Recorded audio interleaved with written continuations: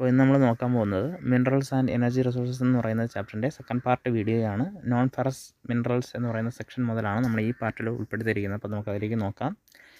Non ferrous minerals. India's reserves and production of non-ferrous minerals is not very satisfactory. However, these minerals, which include copper, bauxite, lead, zinc, and gold, play a vital role in a number of metallurgical, engineering, and electrical industries. Let us study the distribution of copper and bauxite. അപ്പോൾ എന്താണ് ഇന്ത്യയിലെ non ferrous minerals അത്രത്തോളം ഉണ്ട്, അല്ലെങ്കിൽ അത്രത്തോളം production ഉണ്ടെന്ന് നമ്മൾ പറയാൻ പറ്റത്തില്ല. പക്ഷേ കോപ്പർ, ബോക്സൈറ്റ്, ലിഡ്, സിങ്ക്, അതുപോലെ തന്നെ ഗോൾഡ് തുടങ്ങിയവയൊക്കെ ഒരു വൈറ്റൽ റോൾ ഇന്ത്യയിൽ വഹിക്കുന്നുണ്ട്. അപ്പോൾ നമുക്ക് ഈ കുറച്ച് താഴോട്ടുള്ള സെക്ഷനിൽ കോപ്പറും ബോക്സൈറ്റുമാണ് നോക്കാൻ പോകുന്നത്. നമുക്ക് നോക്കാം. Copper. India is critically deficient in the reserve and production of copper. Being malleable, ductile, and a good conductor, copper is mainly used in electrical cables, electronics, and chemical industries. The Balaghat mines in Madhya Pradesh, Khitri mines in Rajasthan, and Singpho mines of Jharkhand are leading producers of copper.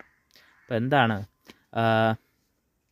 Copper എന്ന് പറയുന്നത് ഇന്ത്യയിൽ deficient ആണ്. അത്രത്തോളം കൂടുതൽ production നടക്കുന്നൊരു സംഭവമല്ല ഈ copper എന്ന് പറയുന്നത്. പക്ഷേ അതിൻ്റെ പ്രോപ്പർട്ടീസൊക്കെ കാരണം അത് ഇലക്ട്രിക്കൽ കേബിൾസിലും ഇലക്ട്രോണിക്സിലും കെമിക്കൽ ഇൻഡസ്ട്രിയിലൊക്കെ യൂസ് ചെയ്യുന്നുണ്ട്. ഇന്ത്യയിൽ പ്രധാനപ്പെട്ട കോപ്പർ മൈനിങ് സൈറ്റ്സ് എന്ന് പറയുന്നത് ബലാഗഡ് മൈൻസ് മധ്യപ്രദേശിലാണ്, പിന്നെ ഖിത്രി മൈൻസ് രാജസ്ഥാനിൽ, സിംഗ്ഫു മൈൻസ് അല്ലെങ്കിൽ സിംഗ്ഫു ഡിസ്ട്രിക്റ്റിൽ, ജാർഖണ്ഡിലെ സിംഗ്ഫു ഡിസ്ട്രിക്റ്റിലൊക്കെയാണ് ഈ പ്രധാനപ്പെട്ട പ്രൊഡക്ഷൻ നടക്കുന്നത്. അടുത്ത bauxite. Though several ores contain aluminium, it is from bauxite, a clay-like substance, that alumina and later aluminium is obtained. Bauxite deposits are formed by the decomposition of a wide variety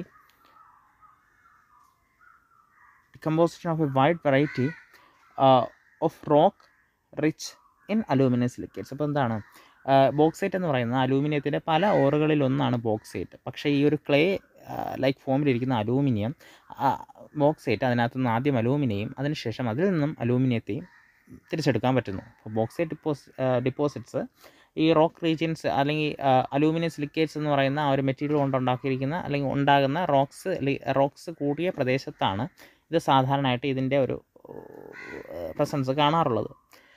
Aluminum is an important metal because it combines the strength of metals such as iron with extreme lightness and also with good conductivity and great malleability.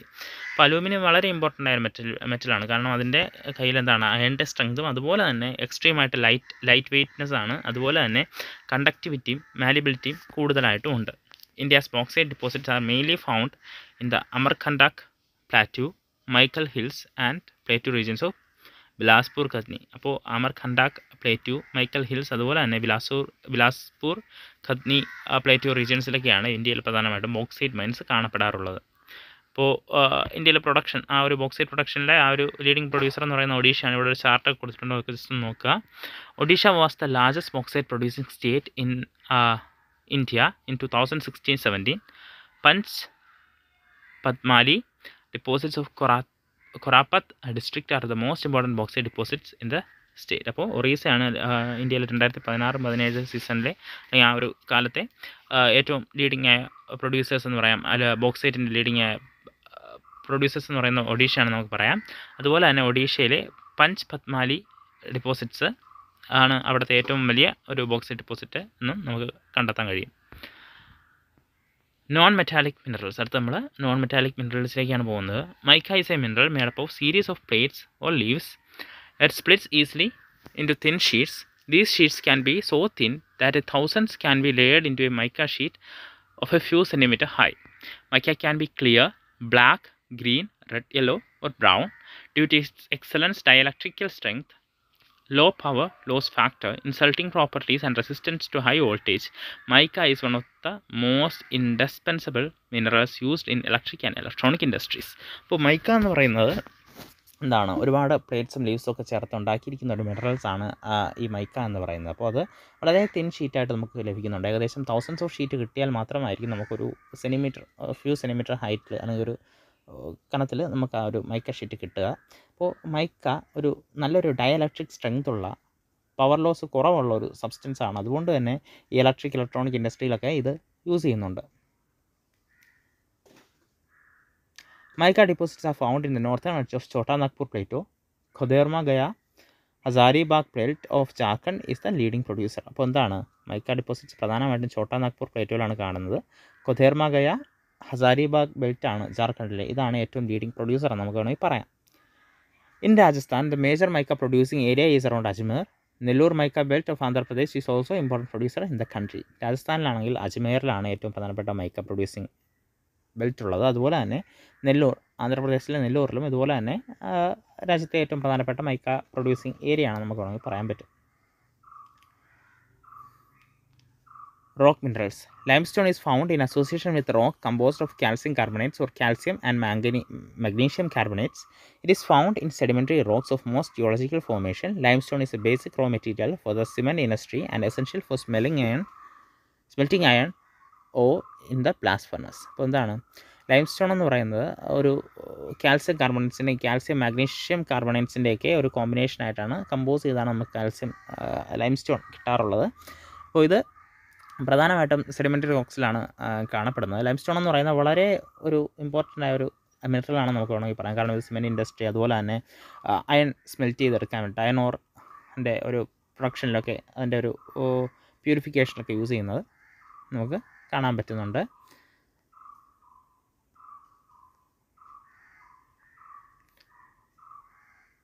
Conservation of minerals. We all appreciate the strong dependence of industry and agriculture upon mineral deposits and the substance manufactured from them. The total volume of workable mineral deposits is an insignificant fraction, that is 1% of Earth's crust. We are rapidly consuming mineral resources that are required minerals millions of years to be created and concentrated. The geological process of mineral formation are so slow that the rates of replenishment are infinitely small in comparison to the present rates of consumption. Mineral resources are therefore finite and non-renewable. Rich mineral deposits are our country's extremely valuable but short-lived possessions. Continued extraction of ores leads to increasing cost as mineral extraction comes from great depths along with decrease in quality. ഇപ്പോൾ എന്താണ് ഇപ്പോൾ നമുക്കെല്ലാവർക്കും അറിയാം നമ്മൾ mineral ഡെപ്പോസിറ്റ്സിനെ ആശ്രയിച്ചാണ് എല്ലാ കാര്യങ്ങളും ചെയ്യുന്നതെന്ന്. അപ്പോൾ അതുകൊണ്ട് തന്നെ ഇത് ഏകദേശം എർത്ത് ക്രസ്റ്റിലെ 1% മാത്രമാണ് നമുക്ക് ഒരു മിനറൽ ഡെപ്പോസിറ്റായിട്ട് നമുക്ക് എടുക്കാൻ പറ്റുന്നത്. പക്ഷേ ഇത് ഈ ഒരു നമ്മൾ എടുക്കുന്ന മിനറൽസ് അല്ലെങ്കിൽ കൺസ്യൂം ചെയ്യുന്ന മിനറൽസ് റീപ്ലനിഷ് ചെയ്യാൻ വീണ്ടും ഉണ്ടാകാൻ വേണ്ടിയിട്ട് ചിലപ്പോൾ മില്യൺസ് ഓഫ് ഇയേഴ്സ് എടുക്കാം. ഇത് വളരെ സ്ലോ പ്രോസസ്സാണ്. കൺസപ്ഷനായിട്ട് എടുക്കുമ്പോൾ നമ്മൾ റേറ്റ് ഓഫ് കൺസപ്ഷനായിട്ട് എടുക്കുമ്പോൾ വളരെ വളരെ സ്ലോ പ്രോസസ്സാണ്. അതുകൊണ്ട് തന്നെ ഇത് ഓവർ എക്സ്പ്ലോയിറ്റേഷൻ ഉണ്ടാകുന്നതെന്ന് നമുക്ക് വേണമെങ്കിൽ പറയാൻ പറ്റും. അതുപോലെ തന്നെ ഇപ്പോൾ നമ്മുടെ രാജ്യത്ത് വളരെ വലിയ ഒരു മിനറൽ റിച്ച് കൺട്രിയാണ് നമ്മുടെ രാജ്യം എന്ന് പറയാം. അപ്പോൾ അവിടെ നിന്നും ഇങ്ങനെ മിനറൽസ് എക്സ്ട്രാക്ട് ചെയ്തെടുക്കുന്നത് വഴി കൂടുതൽ മിനറൽസ് എക്സ്ട്രാക്ട് ചെയ്തെടുക്കുന്നത് വഴി ഓവർ യൂസ് ഉണ്ടാകുന്നത് വഴി ഇത് എന്താണ് കൂടുതൽ പ്രശ്നങ്ങൾ ഉണ്ടാക്കണം. ഇപ്പോൾ നമ്മൾ എടുത്തു നോക്കിയാൽ തന്നെ ഈ ഒരു മിനറൽസ് എക്സ്ട്രാക്ട് ചെയ്തെടുക്കാൻ കൂടുതൽ കോസ്റ്റ് ആവുന്നുണ്ട്. കാരണം ഇത് കൂടുതൽ ഡീപ്പിലേക്ക് പോയി ഈ മിനറൽസ് എക്സ്ട്രാക്ട് ചെയ്തെടുക്കുമ്പോൾ അതിൻ്റെ ക്വാളിറ്റിയിലും കുറവുണ്ടാകുന്നു. അതുപോലെ തന്നെ അതിൻ്റെ ഒരു കോസ്റ്റും കൂടുകയാണ് ചെയ്യുന്നത്. Resources. Energy is required for all activities. It is needed to cook, to provide light and heat, to propel vehicles and to drive machinery in industries. Energy can be generated from fuel, minerals like coal, petroleum, natural gas, uranium, and from electricity. Energy resources can be classified as conventional and non-conventional resources. Conventional resources include firewood, cattle dung cake, coal, petroleum, natural gas, and electricity, both hydel and thermal. Non-conventional sources include solar, wind, tidal, geothermal, biogas, and atomic energy.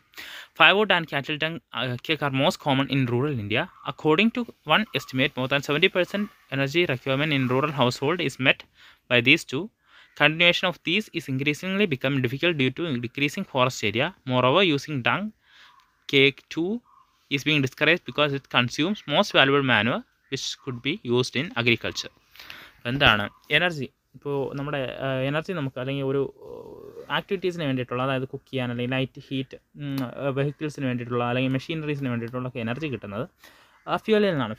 Fuel മിനറൽസിൽ നിന്നാണ് പ്രധാനമായിട്ടും കിട്ടുന്നത്. അപ്പോൾ call, petroleum, natural gas, uranium, electricity തുടങ്ങിയ ഒരുപാട് fuel minerals നമുക്ക് അറിയാൻ പറ്റും. അതുപോലെ തന്നെ ഈ എനർജി റിസോഴ്സിനെ നമുക്ക് രണ്ടായിട്ട് ക്ലാസിഫൈ ചെയ്യാൻ പറ്റും: കൺവെൻഷണൽ, നോൺ കൺവെൻഷണൽ. കൺവെൻഷണലിൽ വരുന്നത് firewood, cattle dung cake, coal, petroleum, natural gas, electricity. അപ്പോൾ ഇതൊക്കെയാണ് വരുന്നത്. നോൺ കൺവെൻഷനിലേക്ക് വരുമ്പോൾ solar, wind, tidal, geothermal, biogas, atomic energy ഇതൊക്കെയാണ് വരുന്നത്. അപ്പോൾ നമ്മൾ റൂറൽ ഇന്ത്യയുടെ കാര്യം എടുത്ത് നോക്കിയാൽ ഏകദേശം ഫയർവുഡും കാറ്റിൽ ഡങ്ങും ഒക്കെയാണ് പ്രധാനമായിട്ട് ഒരു 70% ആൾക്കാരും ഒരു റൂറൽ ഇന്ത്യയിൽ യൂസ് ചെയ്യുന്നത് എനർജിക്ക് വേണ്ടിയിട്ട്. അപ്പോൾ ഇതുകൊണ്ട് പ്രശ്നങ്ങളുണ്ട്. കാരണം എന്ന് വെച്ചാൽ ഫയർവുഡിൻ്റെ ഒരു പ്രസൻസ് ഈ ഫോറസ്റ്റ് ഒക്കെ കുറയുന്ന വഴി ഡിക്രീസ് ചെയ്യുന്നുണ്ട്. അതുപോലെ തന്നെ കൗഡങ്ങിൻ്റെ കാര്യം എടുത്ത് നോക്കിയാൽ അത് ഒരു വലിയൊരു മാന്യൂർ, അഗ്രികൾച്ചറുമായിട്ടുള്ള ഒരു വലിയൊരു മാന്യൂറിനെ കൺസ്യൂം ചെയ്യുകയാണ് ചെയ്യുന്നത്. അപ്പോൾ അതും ദോഷമാണ്. Conventional source of energy coal. In India, coal is the most abundantly available fossil fuel. It provides a substantial part of the nation's energy needs. It is used for power generation. It is to supply energy to industries as well as for domestic needs. India is highly dependent on coal for meeting its commercial energy requirements. അപ്പോൾ എന്താണ് ഇന്ത്യയിൽ പ്രധാനമായിട്ടും കാണുന്ന ഏറ്റവും കൂടുതൽ കാണുന്ന fossil fuel എന്ന് പറയുന്നത് കോളാണ്. ഇത് രാജ്യത്തിൻ്റെ ഏറ്റവും കൂടുതൽ കാണപ്പെടുന്ന ഫോസിൽ ഫ്യൂലാണ്. അതുപോലെ തന്നെ നാഷൻ്റെ ഒരു എനർജി നീഡ്സിനെ മീറ്റ് ചെയ്യാൻ ഇത് കോൾ വലിയൊരു പങ്ക് വഹിക്കുന്നുണ്ട്. പവർ ജനറേഷനിലായാലും എനർജി സപ്ലൈയിലായാലും അല്ലെങ്കിൽ ഡൊമസ്റ്റിക് നീഡ്സിലായാലും ഒക്കെ ഇതിനൊക്കെ കോൾ യൂസ് ചെയ്യുന്നുണ്ട്. As you are already aware that coal is formed due to compression of plant material over millions of years. Coal therefore is found in a variety of forms depending on the degrees of compression and depth and time of burial. Decaying plants in swamps produce peat, which has a low carbon and high moisture content and low heating capacity. Lignite is the low grade brown coal which is soft with high moisture content. The principal lignite reserves in Neyveli in Tamil Nadu are used for generation of electricity. Coal that has been buried deep and subjected to increased temperature is bituminous coal. It is the most popular coal in commercial use. Metallurgical coal is high grade bituminous coal which has a special value for smelting iron. It's in blast furnaces. Anthracite is the highest quality hard coal. അപ്പോൾ എന്താണ് ഈ ഒരു call form ചെയ്ത് എങ്ങനെയാണെന്ന് അറിയാം. ഒരു plant അല്ലെങ്കിൽ അങ്ങനെയുള്ള മെറ്റീരിയൽസൊക്കെ മില്യൺസ് ഓഫ് ഇയേഴ്സ് ഭൂമിയുടെ അടിയിൽ കിടന്ന് കംപ്രഷന് വിധേയമായിട്ടാണ് ഈ കോൾ ഫോം ചെയ്യുന്നത്. അപ്പോൾ ഈ ഒരു കംപ്രഷൻ്റെ കാലഘട്ടം അല്ലെങ്കിൽ ആ ഒരു ഡെപ്ത് അതൊക്കെ അനുസരിച്ച് അതിൻ്റെ ക്വാളിറ്റിക്കും വ്യത്യാസമുണ്ടാവും. പലതരത്തിലുള്ള കോള് ഫോം ചെയ്യും. അപ്പോൾ ഡീക്കേയിങ് പ്ലാന്റ്സ്, അതായത് സ്വാമ്പിൽ ഉള്ള പ്ലാന്റ്സിൻ്റെ ഡീക്കേയിൽ വഴി ഉണ്ടാകുന്നതിനാണ് പീറ്റ് എന്ന് പറയുന്നത്. അതുപോലെ തന്നെ ലിഗ്നൈറ്റ് എന്ന് പറയുന്നത്, അപ്പോൾ പീറ്റിൻ്റെ കാര്യം എടുത്ത് നോക്കിയാൽ അത് ലോ കാർബൺ കണ്ടൻറ്റുള്ള ഹൈ മോയ്സ്ചർ കണ്ടൻറ്റുള്ള ഒരു സംഭവമാണ്. ഇനി ലിഗ്നൈറ്റ് എടുത്ത് നോക്കിയാൽ അതൊരു ലോ ഗ്രേഡ് ബ്രൗൺ കോളാണ്. അത് സോഫ്റ്റ് ആയിരിക്കും, ഹൈ മോയ്സ്ചർ കണ്ടൻറ്റ് ഉണ്ടാവും. തമിഴ്നാട്ടിലെ നെയ്വേലിയിലൊക്കെ ഇത് കാണാറുണ്ട്. ഇതൊക്കെ ഇലക്ട്രിസിറ്റിയുടെ പ്രൊഡക്ഷനൊക്കെ ജനറേഷനൊക്കെ യൂസ് ചെയ്യാറുണ്ട്. അടുത്തത് ബിറ്റുമിനസ് കോളാണ്. ബിറ്റുമിനസ് കോൾ എന്ന് പറയുന്നത് മെറ്റലർജിക്കൽ കോളായിട്ട് യൂസ് ചെയ്യുന്നത്. അതുപോലെ തന്നെ ഇൻക്രീസ് ടെമ്പറേച്ചർ അങ്ങനെയുള്ള സംഭവങ്ങൾ ഇൻഡസ്ട്രിയിലൊക്കെ യൂസ് ചെയ്യുന്നതാണ് ബിറ്റുമിനസ് കോളായിട്ട് യൂസ് ചെയ്യുന്നത്. ഇനി ഏറ്റവും ഹയസ്റ്റ് ക്വാളിറ്റി എന്ന് പറയുന്നത് ആന്ത്രസൈറ്റ് ആണ്. In India, call occurs in rock series of two main geological ages, namely Gondwana, a little over 200 million years in age, and in tertiary deposit which are only about 55 million years old. The major resources of Gondwana coal, which are metallurgical coal, are located in Damodar Valley, West Bengal, Jharkhand. Jharia, Raniganj, Bokaro are important coal fields. The Godavari, Mahanadi, Sun and Wardha valleys also contain coal deposit. അപ്പോൾ എന്താണ് ഇന്ത്യയിൽ call form ചെയ്തിരിക്കുന്നത് പ്രധാനമായിട്ട് 2 ഏജസിലാണ്. ആദ്യത്തത് ഗോന്ദ്വാന, ഏകദേശം 200 million years എഗോയിൽ ഉള്ള ഒരു ഏജാണ്. അതിനുശേഷം വരുന്നത് ഏകദേശം 55 മില്യൺ ഇയേഴ്സ് ഉള്ള കോളാണ്. അപ്പോൾ ഗോന്ദ്വാന കോൾ പ്രധാനമായിട്ടും കാണുന്നത് അത് മെറ്റലർജിക്കൽ കോളായിട്ടാണ് യൂസ് ചെയ്യുന്നത്. അത് ദാമോദർ വാലി, വെസ്റ്റ് ബംഗാൾ ജാർഖണ്ഡിലെ ദാമോദർ വാലി, പിന്നെ ഝാരിയ, റാണിഗഞ്ച്, ബൊക്കാരോ ആണ് പ്രധാനപ്പെട്ട കോൾ ഫീൽഡ്സ്. ഗോദാവരി, മഹാനദി, സൺ, വർധ വാലീസിലൊക്കെ ഈ ഒരു കോൾ ഡിപ്പോസിറ്റ് കാണാറുണ്ട്. Tertiary coals occurs in northeastern states of Meghalaya, Assam, Arunachal Pradesh and Nagaland. Tertiary coals പ്രധാനമായിട്ടും കാണുന്നത് നോർത്ത് ഈസ്റ്റേൺ സ്റ്റേറ്റ്സിലാണ്, Meghalaya, Assam, Arunachal Pradesh and Nagaland. Remember, coal is a bulky material which loses weight on use as it reduces to ash. Hence, heavy industries and thermal power stations are located on or near coal fields. അപ്പോൾ എന്താണ് call ഒരു bulky മെറ്റീരിയലാണ്. അതുപോലെ തന്നെ അതിൻ്റെ production ശേഷം അതിൻ്റെ wait ഒക്കെ ലൂസ് ചെയ്ത് ആഷായിട്ട് മാറുന്ന ഒരു സംഭവമാണ്. അതുകൊണ്ട് തന്നെ ഈ ഹെവി ഇൻഡസ്ട്രിയൊക്കെ ഈ തെർമൽ പവർ സ്റ്റേഷനൊക്കെ ഈ ഒരു കോൾ ഫീൽഡിനടുത്താണ് പ്രധാനമായിട്ടും കാണപ്പെടുന്നത്. Petroleum or mineral oil is the next major energy source in India after coal. It provides fuel for heat and lighting. lubricants for machinery and raw materials for a number of manufacturing industries. Petroleum refineries act as a nodal industry for synthetic textile, fertilizer, and numerous chemical industries. Most of the petroleum occurrences in India are associated with the anticlines and fault traps in the rock formation of the territory area. In regions of folding anticlines and domes, it occurs where oil is trapped in the crest of the uphold. The oil-bearing layer is a porous limestone or sandstone through which the oil may flow. The oil is prevented from rising or sinking by intervening non-porous layer. ഇതാണ് അപ്പോൾ കോളിന് ശേഷം ഇന്ത്യയിലെ പ്രധാനപ്പെട്ട ഒരു energy resource എന്ന് പറയുന്നത് പെട്രോളിയമാണ്. പ്രധാനമായിട്ടും petroleum lubricants ആയിട്ടും ഹീറ്റിനും ലൈറ്റിങ്ങിനും ഒക്കെ വേണ്ടിയിട്ട് യൂസ് ചെയ്യാറുണ്ട്. മെഷീനറീസ് ഒക്കെ യൂസ് ചെയ്യാറുണ്ട്. അപ്പോൾ പെട്രോളിയം എങ്ങനെയാണ് ഒക്യുറൻസ് ഇന്ത്യയിൽ എങ്ങനെയാണ് വന്നതെന്ന് വെച്ചാൽ ആൻറ്റിക്ലൈൻസ് അല്ലെങ്കിൽ ഫോൾട്ട് ട്രാപ്സിലാണ് ഈ പ്രധാനമായിട്ട് പെട്രോളിയം കാണുന്നത്. ഇതിനിടയ്ക്ക് അത് ഫ്ലോ ചെയ്യാതിരിക്കാൻ വേണ്ടിയിട്ടുള്ള നോൺ പോറസ് ഏരിയാസും കാണും. ഇതിനിടയിലാണ് പെട്രോൾസ് കാണാറുള്ളത്. Petroleum is also found in fault traps between porous and non porous rocks. Gas being lighter usually occurs above the oil. Mumbai High, Gujarat and Assam are major petroleum production areas in India. From the map, locate 3 major offshore fields in western India. Ankleshwar is the most important field of Gujarat. Assam is the oldest oil producing state of India. Digboi, Harkatia and Moran Hujrian are the important oil fields in the state. ഇപ്പോൾ എന്താണ് Mumbai high, Gujarat, Assam, ഇതാണ് 3 പ്രധാനപ്പെട്ട petroleum production areas. ഗുജറാത്തിലെ ഏറ്റവും important ആയ ഫീൽഡാണ് അങ്കലേശ്വർ. ഇനി ആസാമിലെ ആണ് ഏറ്റവും ഓൾഡസ്റ്റ് പെട്രോൾ പ്രൊഡ്യൂസിങ് സ്റ്റേറ്റ് എന്ന് പറയുന്നത് ഇന്ത്യയിൽ. പിന്നെ ദിഗ്ബോയ്, നഹാകർത്തിയ, മോറൻ ഹജ്രിയാൻ ആണ് ആ ഒരു സംസ്ഥാനത്തെ ഏറ്റവും പ്രധാനപ്പെട്ട ഇമ്പോർട്ടൻ്റ് ഓയിൽ ഫീൽഡ്സ് എന്ന് പറയുന്നത്. അടുത്ത natural gas is found with petroleum deposits and is released when crude oil is brought to the surface. It can be used as domestic and industrial fuel. It is used as a fuel in power sector to generate electricity for heating purpose in industries, as raw materials in chemical, petrochemical and fertilizer industries, as transport fuels and as cooking fuel. With the expansion of gas infrastructure and local city gas distribution networks, natural gas is also emerging as preferred a transport fuel and cooking fuel. India's major gas reserves are found in Mumbai High and elite fields along with the west coast and supplemented by finds in the Cambay Basin along with east coast. New reserves of natural gas has been discovered in Krishna Godavari Basin. അപ്പോൾ ഈ പ്രധാനമായിട്ട് petroleum ഡിപ്പോസിറ്റ്സിൻ്റെ അടുത്ത് നിന്നൊക്കെയാണ് ഈ natural gas കിട്ടാറുള്ളത്. ഇത് domestic industrial പർപ്പസിനൊക്കെ use ചെയ്യാറുണ്ട്. ഇലക്ട്രിസിറ്റിയുടെ ഫോർമേഷന് അല്ലെങ്കിൽ ഇതാണ് പെട്രോകെമിക്കൽ അല്ലെങ്കിൽ ഫെർട്ടിലൈസർ ഇൻഡസ്ട്രിയിൽ കുക്കിങ്ങിന് വേണ്ടിയിട്ടൊക്കെ യൂസ് ചെയ്യാറുണ്ട്. ഇപ്പോൾ CNG എന്ന് പറയുന്നത് കംപ്രസ്ഡ് നാച്ചുറൽ ഗ്യാസ് ആയിട്ട് അത് പ്രധാനപ്പെട്ട ഒരു ഫ്യൂലായിട്ട് ട്രാൻസ്പോർട്ട് ഫ്യൂലായിട്ട് യൂസ് ചെയ്യുന്നുണ്ട്. PNG അത് കുക്കിംഗ് ഫ്യൂലായിട്ട് യൂസ് ചെയ്യുന്നുണ്ട്. ഇതൊക്കെ ചെയ്യുന്നുണ്ട്.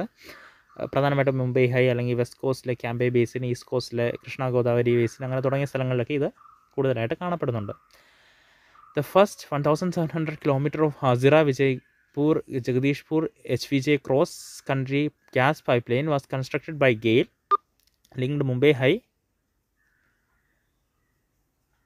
Mumbai High and Basin gas fields with various fertilizers, power and industrial complexes in western and northern India. The artery provided impetus to Indian gas market development. Overall, India's gas infrastructure has expanded over 10 times from 1,700 km to 18,500 km for cross-country pipeline and is expected to soon to reach 34,000 km as gas grid is linking all gas sources and consuming markets across the country, including northeastern states. അപ്പോൾ എന്താണ് ഹസിറ Vijaypur Jagdishpur gas pipe line പദ്ധതി വഴി ഗെയിൽ നടപ്പാക്കിയ gas pipe line പദ്ധതി വഴി Mumbai high ബസൈൻ gas ഫീൽഡ്സിനെ connect ചെയ്യുന്നു. അതുപോലെ തന്നെ ഒരുപാട് പ്രദേശങ്ങളെ കണക്ട് ചെയ്യുന്നു. ഇപ്പോൾ ഏകദേശം 10 ടൈംസ് ആ ഒരു ഇത് ഇൻക്രീസ് ആയി 18,500 കിലോമീറ്റേഴ്സ് ആയിട്ടുണ്ട്. അതിനുശേഷം ഇനി ഒരു 34,000 കണക്ട് ചെയ്ത് രാജ്യത്തെ എല്ലാ ഒരു സ്ഥലങ്ങളെയും കണക്ട് ചെയ്ത് പദ്ധതിയാണ് നടപ്പാക്കിക്കൊണ്ടിരിക്കുന്നത്. Electricity has such a wide range of application in today's world. Its per capita consumption is considered as an index of development. Electricity is generated mainly in 2 ways: by running water, which drives hydro turbines to generate hydroelectricity, and by burning other fuels such as coal, petroleum and natural gas to drive turbines to produce thermal power. Once generated, the electricity is exactly the stream. അപ്പോൾ എന്താണ് electricity എന്ന് പറയുന്നത് ഒരു ഇന്ന് ഏറ്റവും കൂടുതൽ use ചെയ്യുന്ന ഒരു ഫ്യൂലാണെന്ന് വേണമെങ്കിൽ നമുക്ക് പറയാൻ പറ്റും, അല്ലെങ്കിൽ ഒരു സോഴ്സ് ആണെന്ന് വേണമെങ്കിൽ പറയാൻ പറ്റും, ഫ്യൂലല്ല. അപ്പോൾ ഇലക്ട്രിസിറ്റി എന്താണ് പ്രധാനമായിട്ട് 2 രീതിയിലാണ് ജനറേറ്റ് ചെയ്യുക. ഒന്ന് ഹൈഡ്രോ ഇലക്ട്രിസിറ്റി, അതായത് റണ്ണിങ് വാട്ടർ വഴി. രണ്ടാമത്തേതെന്ന് പറയുന്നത് തെർമൽ പവർ, അതായത് ഒരു ഫ്യൂവലിൻ്റെ ബേണിംഗ് വഴിയൊക്കെയാണ് ഫോം ചെയ്യുന്നത്. Hydro electricity is generated by fast flowing water, which is renewable resource. India has number of multi-purpose projects like Bhakra Nangal, Damodar Valley Corporation, Kopli Haidel project, etc., producing hydroelectric power. അപ്പോൾ hydro electricity പ്രധാനമായിട്ടും fast running flat, അതായത് fast flowing വാട്ടറിൽ നിന്നാണ് hydro electricity produce ചെയ്യുന്നത്. ഒരു renewable റിസോഴ്സാണ്. ഇന്ത്യയിലെ പ്രധാനപ്പെട്ട മൾട്ടിപർപ്പസ് പ്രോജക്റ്റുകളായ Bhakra Nangal, Damodar Valley Corporation, Kopili hydel project, ഇതൊക്കെ ഹൈഡ്രോ ഇലക്ട്രിക് പദ്ധതികളാണ്. Thermal electricity is generated by using coal, petroleum and natural gas. The thermal power station use non-renewable fossil fuels for generating electricity. ഇപ്പോൾ thermal electricity call, petroleum, natural ഗ്യാസിൻ്റെ സഹായത്തോടു കൂടിയാണ് electricity produce ചെയ്യാറ്. ഇത് non renewable fossil ഫ്യൂൽസിനെ വഴിയാണ് ഈ ഒരു electricity generate ചെയ്യുന്നത്.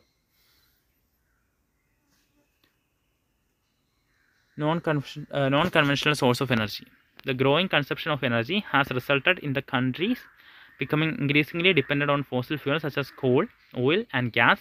Rising price of oil and gas and their potential shortages have raised uncertainties about the security of energy supply in future, which in turn has serious repercussion on the growth of national economy. Moreover, increasing use of fossil fuel also causes serious environmental problem. Hence, there is a pressing need to use renewable energy source like solar energy, wind, tide, biomass and energy from waste material. These are called as non-conventional energy resource. India is blessed with the abundance of sunlight, water, wind and biomass. It has the largest programs for the development of these renewable energy resource. അപ്പോൾ എന്താണ് ഒരു എനർജിയുടെ ഒരു consumption കൂടുന്നത് വഴി പുതിയ energy റിസോഴ്സിൻ്റെ ആവശ്യം വരികയാണ്. കാരണം ഫോസിൽ ഫ്യൂൽസൊക്കെ ഓവർ നമുക്ക് ഡിപ്പെൻഡ് ചെയ്യാൻ പറ്റത്തില്ല. അതുകൊണ്ട് തന്നെ നാഷണൽ എക്കണോമിയൊക്കെ ഇത് ബാധിക്കാൻ സാധ്യതയുണ്ട്. അതുപോലെ തന്നെ ഇതൊരു കൂടുതൽ എൻവയോൺമെൻറ്റൽ പ്രോബ്ലംസ് ക്രിയേറ്റ് ചെയ്യാൻ സാധ്യതയുണ്ട്. അതുകൊണ്ട് ആണ് ഈ ഒരു non conventional forms of energy use ചെയ്യുന്നത്. ഇത് പ്രധാനമായിട്ട് സോളാർ, വിൻഡ്, ടൈഡ്, ബയോമാസ് എനർജീസാണ്, അല്ലെങ്കിൽ വേസ്റ്റ് മെറ്റീരിയലിൽ നിന്നുള്ള എനർജീസൊക്കെയാണ് ഈ ഒരു നോൺ കൺവെൻഷണൽ എനർജി എന്ന് പറയുന്നത്. അപ്പോൾ ഇന്ത്യയിൽ ഇതൊക്കെ അബണ്ടൻ്റ് ആയതുകൊണ്ടാണ് ഇന്ത്യയിൽ പ്രധാനമായിട്ട് ഈ നോൺ കൺവെൻഷണൽ എനർജി റിസോഴ്സിൻ്റെ സാധ്യത കൂടി വരുന്നത്. Nuclear or atomic energy. It is obtained by altering the structure of atoms. When such an alteration is made, such energy is released in the form of heat, and this is used to generate electric power. Uranium and thorium, which are available in Jharkhand and Aravalli range of Rajasthan, are used for generating atomic or nuclear power. The monazite sands of Kerala is also rich in thorium. അപ്പോൾ എന്താണ് nuclear atomic energy എന്ന് പറയുന്നത്? ഒരു ആറ്റത്തിൻ്റെ basic സ്ട്രക്ചറിന് മാറ്റം ഉണ്ടാക്കുമ്പോൾ അവിടെ നിന്നും large amount heat release ചെയ്യും. അത് ഉപയോഗിച്ച് പ്രവർത്തിക്കുന്ന ഇലക്ട്രിക് പവർ ജനറേറ്റ് ചെയ്യുന്നതിനാണ് ന്യൂക്ലിയർ ഓർ അറ്റോമിക് എനർജി എന്ന് പറയുന്നത്. പ്രധാനമായിട്ടും രാജസ്ഥാനിലും ജാർഖണ്ഡിലും ഒക്കെയാണ് ഇത് കാണുന്നത്. അതുപോലെ തന്നെ മോണസൈറ്റ് സാൻഡ്സ്, കേരളത്തിലെ മോണസൈറ്റ് സാൻഡ്സിലും തോറിയത്തിൻ്റെ അളവ് കൂടുതലായിട്ടുണ്ട്. Solar energy. India is a tropical country.